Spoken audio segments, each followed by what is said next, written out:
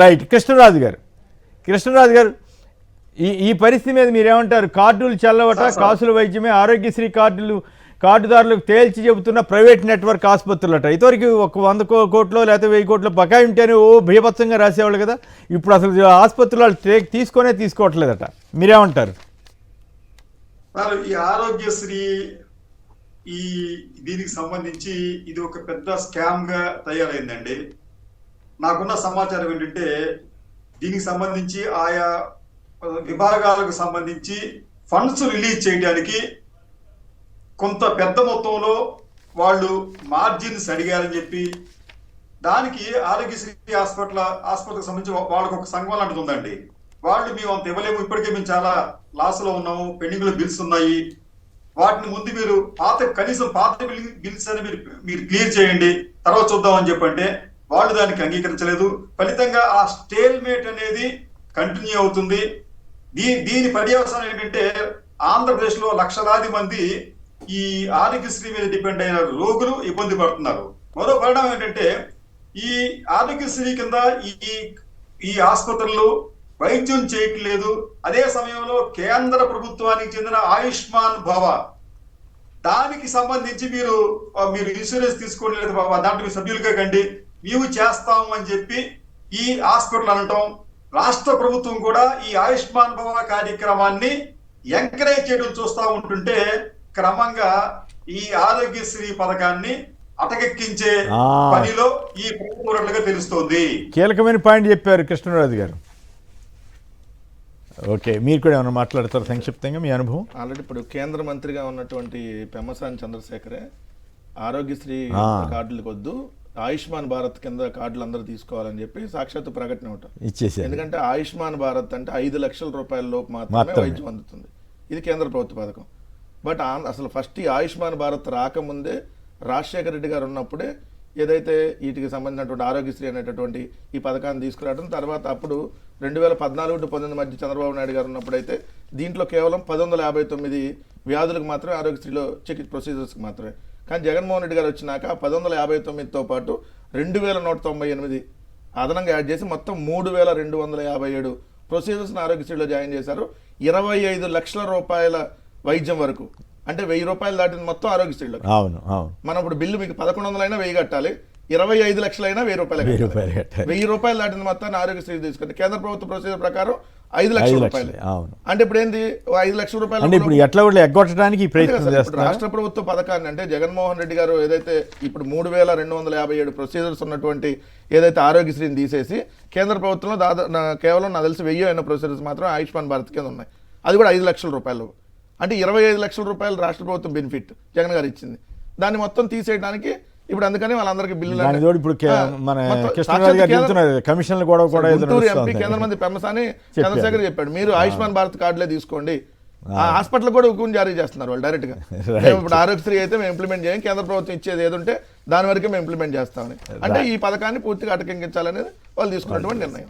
Right. Fibre నెట్లో 410 మంది ఉద్యోగులను తీసారటండి. అంటే ఉన్న ఉద్యోగాలు వేల ఉద్యోగాలు ఇస్తాము, నిరుద్యోగ వృత్తి ఇస్తామన్న సంగతి దేవుడు ఎరుగు. ఉన్న ఉద్యోగాలు మాత్రం పీకేస్తున్నారు. ఇప్పటికే వాలంటీర్లను కొన్ని లక్షల మందిని పక్కన పెట్టేశారు, వాళ్ళకేమి పైసా ఇవ్వట్లేదు. ఫైబర్ నెట్లో 410 ఉద్యోగాలను తొలగించామని ఘనంగా చెప్తున్నాడు ఆయన ఫైబర్ నెట్ లిమిటెడ్ చైర్మన్ గారట. అలాగే గత ఏడాదితో పోలిస్తే 1043 కోట్ల ఆదాయం తగ్గిందటండి. ఇది సంపద, చంద్రబాబు గారి సంపద అనుకోవాలి.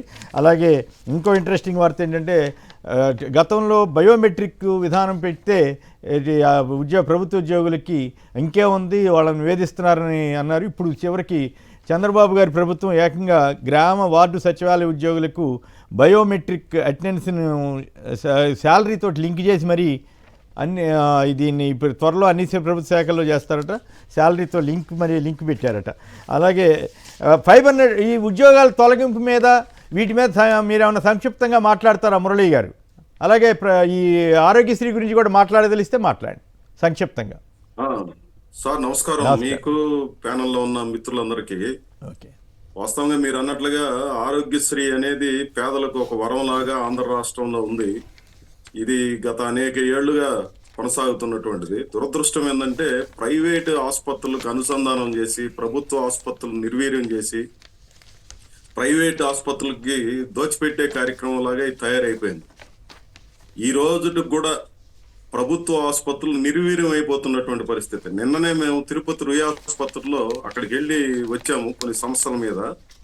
అక్కడ ఉన్నటువంటి పరిస్థితి ఏంటంటే రోజుకి 1000 మంది బయట నుంచి అవుట్ పేషెంట్లు వస్తుంటారు. అదే మాదిరి ఇన్ పేషెంట్లు ఇంకొక 1000 మంది ఇట్లా వచ్చిపోయే వాళ్ళు దాదాపు 3000 మందితో కిటకిటలాడిపోతా ఉంటుంది. అక్కడ 40-50 మందితో నడుపుతున్నారు ప్రభుత్వ ఆసుపత్రుల్ని. ప్రైవేట్ ఆసుపత్రులకి అక్కడికి డబ్బులు వాళ్ళకి ఇవ్వరు, అక్కడ అది నడవదు. అదే సమయంలో ప్రత్యామ్నాయంగా ఉన్నటువంటి ప్రభుత్వ ఆసుపత్రుల్లో ఈ రకమైన పరిస్థితి నెలకొని ఉంది. ఆఖరికి అక్కడ పనిచేస్తున్నటువంటి శానిటేషన్ వర్కర్లకి 17 కోట్ల రూపాయల పెండింగ్ ఉంది ఇప్పటికీ. ఆ కాంట్రాక్టర్ కి డబ్బులు ఇవ్వనటువంటి పరిస్థితి.